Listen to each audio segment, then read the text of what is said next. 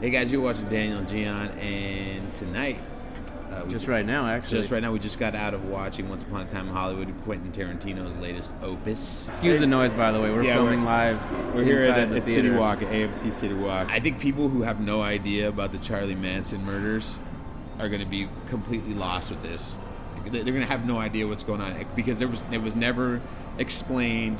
It was just kind of You don't even know that was Charlie Manson. Exactly. Technically, right. Other than exactly you putting it together yourself. Yeah. So I think there's going to be a generation of people, like the younger generation, who, because by now Charlie Manson's not really. He's dead. He is dead. So. And he's definitely not a part of pop culture anymore. No. So there's going to be a younger group of people who are going to be completely lost with it. They have no reference point to it. Like other people who do know saw it going one way, and then Tarantino did kind of what he did with Inglourious Bastards and just changed the ending and made it to, which is pretty smart. Someone mentioned, like, if you like Inglourious Bastards, you'll like this, and that was enough for me to realize, okay, Sharon Tate's not gonna die at the end. Right. But I didn't say anything to you. I was like, well, maybe not. But that's what I was expecting. Right. And then when it was going down, I'm like, yep, this is exactly what I was expecting. But two things. One, it's a fairy tale. People need to realize that from the beginning. It's a fairy tale. It's not a historical. I'm glad he wasn't doing like a recreating it. Like I was kind of like. When I don't heard, want to see her get murdered. Yeah, exactly. When I heard it was not when she's pregnant about too, that, especially not. Because that's what she was. She's really pregnant in real life. Like the people who were there died that night. Yeah, his treatment of Margot Robbie was perfect. Like let's just to watch a movie. Let's just let her beauty play. Like we don't need her to talk the whole time. Let's just show her. She was the most visual part of the film for me. I think in Cannes when it came out, people were criticizing that she got nothing. She got no screen time. But in the reality, it's like, no, it's kind of a... Like, I'm curious to know what Roman Polanski said, because I'm sure he's seen it. It was kind of a misdirect, really. Like, because we're following her. It was an homage, and if anything, in my opinion. I think it was like... I say use as a misdirect because if you're familiar with the events... You think she's going to die. Exactly. So now here's all these nice things. Exactly. We're following her around, and then... But I think the ending comes from... I think Tarantino might have a serious... Like, that's maybe... He might have done this whole movie just because he loves Sharon Tate that much. Like, he might have some sort of, like... Right. He wishes she never died. Yeah. And so this is his, like... In my universe, in my creative world, she doesn't die. Right. Just like the bastards killed Hitler. Yeah. Because it's the same universe. I think if you like Tarantino films, you'll like this film. And I think if you're disappointed by Hateful Eight, you're gonna come back. You're gonna be happy with this. It makes you sad. This is his 9th movie, and this is his second to last movie, allegedly. We'll see. I personally don't believe that a real filmmaker ever leaves film. Didn't he say he was going to transition to television? Which would be great too. Performance-wise, I thought Leo's great. Brad Pitt is great. They're both. You get 2 great performances. If this is their last film with Tarantino, because it might be, because the rumor is his 10th and last movie is going to be Star Trek. I doubt Leonardo DiCaprio or Brad Pitt will go on to Star Trek. Right. But they could. They might. Who knows? Well, I think it depends on money. Who's funding it as well. J.J. Abrams. Oh, really? J.J. and Quentin are working together right now. That's rumored to be his last movie right now. His 10th movie is rumored to be that. That'll be interesting. It's a strong rumor, too. It's not even like a suggestion. Yeah, it's like they've met. Well, he's talked about it. For a while there in the movie, I was like, wow, like you said, there was a lady sitting next to you that was like, there's no story at all. He doesn't know how to tell a story anymore. And when the movie ended, the lady next to me was like, you fucking liked it? This movie sucked. Because doesn't Tarantino know how to tell a story anymore? That's what she said. Yeah, and part of the film, I was kind of like, he's not really telling a story here. Like, I thought it was just like a day in the life kind of deal. It was. I think that's what it is. And then it shifted to a story. Yeah. Especially, like, I was into it when Brad Pitt went to the fucking that creep show house, like the ranch. Which, like, I was like, I'm like, oh man, this is where he dies. That was another odd. I don't want to say odd. It was an interesting choice. Like, just because there was like no real motivation for it. Like, why did he? Like, he picks up the girl because she tells him that she's going to that ranch, and he decides to go to that ranch, like all gung ho, like, and maybe that's just old school, like tough guy stuff, like, oh hey, I know the guy. Maybe you could go see. Yeah, I don't know. Yeah. Well, it was odd to him. Something wasn't right. Right. Why are you hippies at this old guy's house that I know? And then he invests. Like, that was a great scene. That's Even the cowboy scenes were great. I was into those scenes, and I kept telling myself, yeah, well, it's not real, so I can't really get into this. But I mean, it was good though. Like overall, I enjoyed it. At times, especially at the beginning of the film, it kind of feels like a film festival, art house type of snooty. There's a bit of it, like, and that I gotta say for all of his films, even the ones I don't like, that's not really. I've never. I know he likes those kind of films. You never felt that but way. I've never felt that he was that art house, and I think he really took advantage. You need to watch Jackie Brown again. Jackie Brown's got an amazing narrative, dude. No, I know, but it's also a little bit. If you watch it again, it's a little artsy. No, I'm not. I mean, are we talking like cinematically, whatever? I mean, no, it's more. I think that's his most visual. Also, the only film language. he's directed that he didn't write the script. That wasn't a script. And Pulp Fiction. Yeah. Roger Avery wrote it with him. Pulp Fiction. Okay, but Jackie Brown is based on a novel. No, I know. It's an adaptation. Elmore Leonard. Yeah, part of the same universe as Be Cool and that one movie with George Clooney that I'm forgetting right now. Out of Sight. Yeah, there you go. Out of Sight. So some parts I didn't understand, like the Great Escape moment. Yeah, where they showed. It was a little confusing, and I don't know if that showed it 4 times. I don't know if that meant that he was actually in it and got recast. If that's what they're trying to imply, and that's why he started like. See, the way this is film. The way I interpreted it was, it's a rumor, and he's trying to bullshit the rumor, and then Tarantino's showing, and this is how I interpreted it. Yeah. Showing Leo doing the part that only Steve McQueen could have done. Right. Because before I knew Tarantino loved Great Escape, my grandma's the one who showed me Great Escape. And I still to this day, it's like one of my favorite movies of all time. It's a long ass movie, and I love it.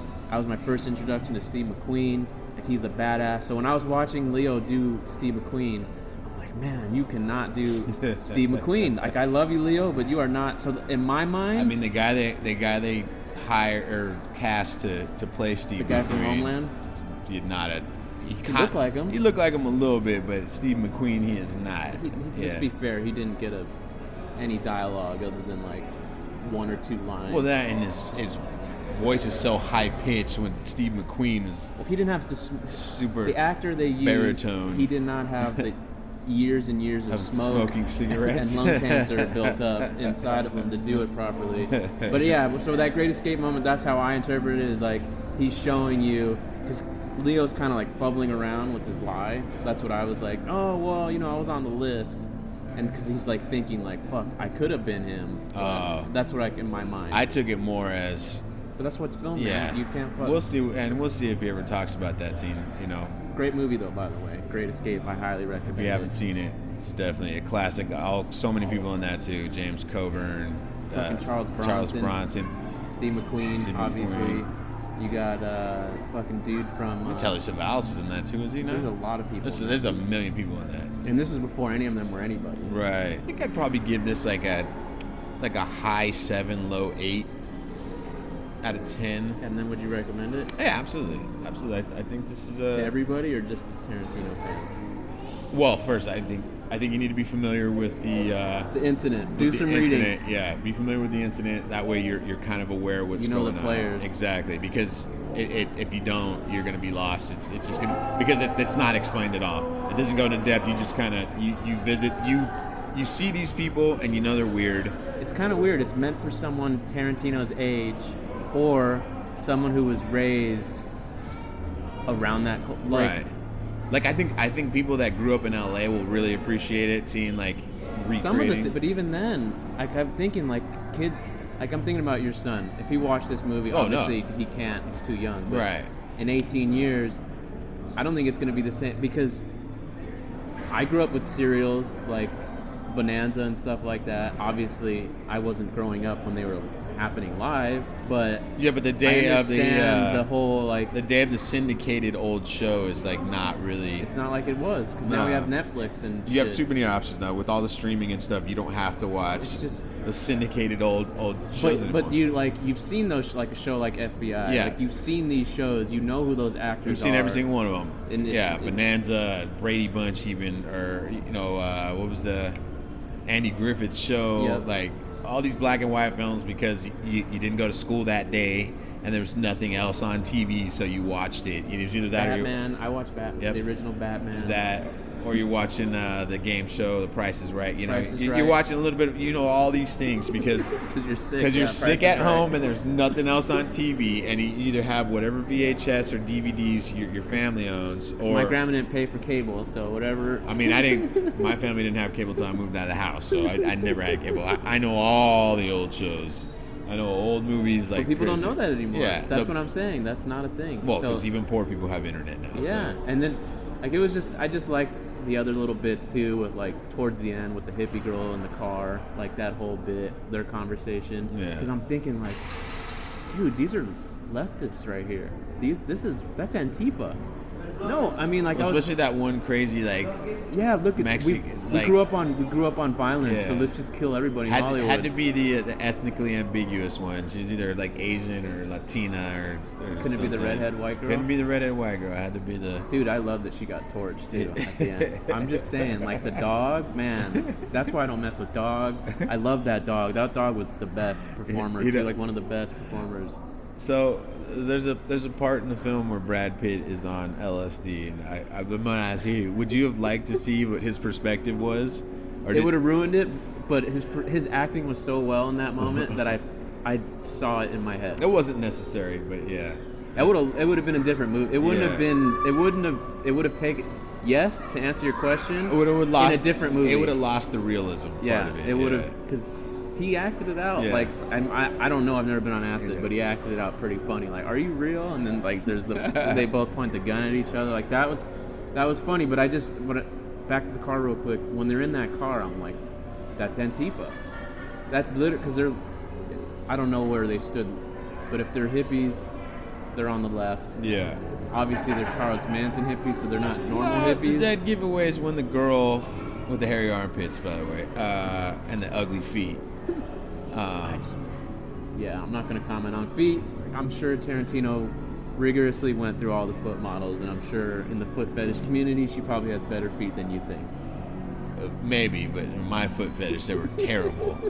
I'm just saying. Awful. Like, she had double-knuckled toes, man. That might be the winner. You know when like painters, they like fat. She could fall asleep standing up. You know when painters like the fat. Fuck, I can't even talk. She go downhill skiing without skis, folks. Just the shit out of me. Painters, they love painting fat people. Yeah. Because they have more curves, whatever. Shadows and stuff. Yeah. Big, ugly feet like that might be the same thing if you're into feet. Could be. Because it's like definition and like, ooh, look at this bunion. That's like... Could be. That's great. I want to put that in my mouth. Some toe jam football. I mean, that was when she starts screaming at the cops when they drive by. Oh, yeah. Fuck you. She also did kind of, she wasn't brave about it. She waited for the cops to drive by. Yeah, and then started screaming. Like a white girl. Yeah. But, I mean, the Bruce Lee, we didn't talk about the Bruce Lee bit. I like that. That was funny. It cast good for... it was just a good, just to hear him talk his bullshit. Yeah. And then, obviously, that's why this is a fairy tale. That probably never happened. Right. You know, oh yeah, I kill people. Because, dude, funny story about the registered as weapons line. My friend Michael, you met him, we did the VR. He was dating, this was years ago, dating a girl whose best friend... Oh, you should... She would say that all the time. She would say that all the time because she could do she could run on walls and do backflips. She was an actual martial artist. I don't remember which one it was. I really don't. But she actually was. She had pictures of it. But she was like, yeah, I can't. My feet are registered as dead, because she was like, I think she was kickboxing or something. Yeah. I don't remember, something with feet, or maybe it was just Taekwondo. That probably makes more sense because it's. They do a lot of more spinny kicks. But yeah. Like I like that scene. I wish there was more of that though. Like I was missing those trailer moments. That what you see in the trailer is exactly what you see in the film, and what you don't see in the trailer is everything else. They didn't advance the story at all. The flashback sequence, they were just kind of character building moments. Like Al Pacino was kind of worthless when you think about it, but he served his purpose. You know. Well, he was in there to get him. No, I know. He was a foil character. Yeah. He was not a real... But I'm just saying, like, I was expecting more with Al Pacino. I was expecting more with Luke Perry in his little role. I think that might be the last one we see of him. That is the last one. And then there was other like Bruce Dern was nice to see as always. Yeah. He's funny. I like him. He's a great crotchety old man. He is. Talk for days about this movie. Maybe we will if you guys like it. What did you guys think out there? If you saw it, if you plan to see it, do you plan to see it? I mean, we just spoiled it. Me personally, we didn't spoil too much. We talked a little bit, but not too much. For me, it's a solid 8. I'm gonna revisit this one as time goes on. It's a Tarantino movie, and I didn't hate it, which means I'll probably appreciate it as time goes on. Because like Inglourious Basterds is one of my favorite ones. I know it's not yours, but I say that to say I hated it when I first saw it. I didn't like any of it. I thought the ending was like I just didn't like any of it. Right. And then I rewatched it, and I think it's one of the best movies. Period. It's the opposite for me. Like I loved it. I loved it when I watched it, and I mean, all I can say is, and I'm not gonna hate on it completely, but I have not been able to get past the first 30 minutes. I always fall asleep. The first 30 minutes is the best part. I always fall asleep every single time. Like it's just so dense. The scene in the way it opens is fantastic with the floorboards, and then the very next scene where you introduce the bastard, that's the best part. I just kind of think that that's what made me didn't like the movie, because that first 30 minutes was so good that it didn't go. It went into a completely different direction. You know it's coming. I feel like there's an element of surprise the first time you watch it for me, and like now it's there. See, I feel like it gets better, and it's just like because now you get to interpret the writing, and you get to see through it elevates all of his what's the word It elevates all of Tarantino's exposition. It's the most expositional scene he's ever written. It's one of his best scenes. I think one of his best. And it's like, wow, this dude just really likes to fucking write words and hear his words. That was Hateful Eight. But see, that's where my whole point is. Hateful Eight, I walked away hating it. Yeah. I watched Hateful Eight again, and I still hate it. Yeah. And I probably will continue to hate it at least 6 more times. I blame Channing Tatum. But Channing Tatum was great. He was only in it. He was the best part because he was only in it for the last 10 minutes or something. But every movie that I've seen of his that I've liked, I continue to tend to build upon that. Whether that's the man, the myth, the legend, you just keep building, or you hear him talk about it, or other people talk about it, whatever. I don't know, but yeah, for me, wholeheartedly recommend it. But like Gian said, like we both said, definitely catch up on the players. Kind of read about who's who. Right. Yeah, and I think that's the best. I think that's about it. Yeah. Yep. I think that's it. But that'll do it for this one, and we'll see you on the next one.